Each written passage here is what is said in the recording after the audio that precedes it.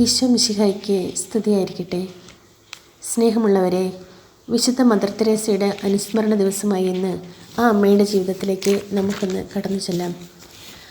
അഗതികളുടെ അമ്മയും ജീവിക്കുന്ന വിശുദ്ധയുമായി ജനമനസ്സുകളിൽ ചിരപ്രതിഷ്ഠ നേടിയ മദർ തെരേസ 1910 ഓഗസ്റ്റ് 26 യൂറോപ്പിലെ അൽബേനിയൻ കുടുംബത്തിലാണ് ജനിച്ചത്.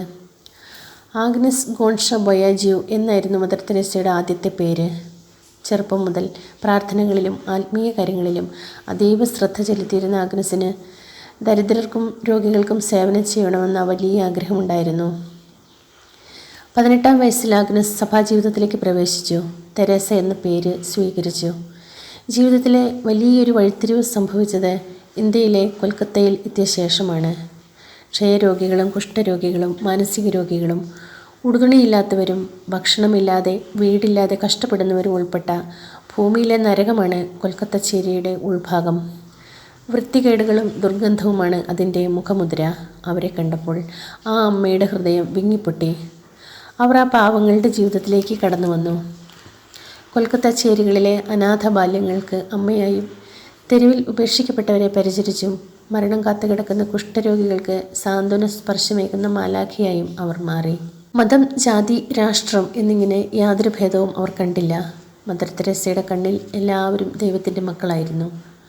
1979 മദർ തെരേസയ്ക്ക് ലോകത്തിലെ ഏറ്റവും വലിയ അംഗീകാരമായ നോബൽ സമാധാന പുരസ്കാരം ലഭിച്ചു. അതിനു പുറമെ അനവധി അന്താരാഷ്ട്ര പുരസ്കാരങ്ങളും ബഹുമതികളും അവർ നേടി.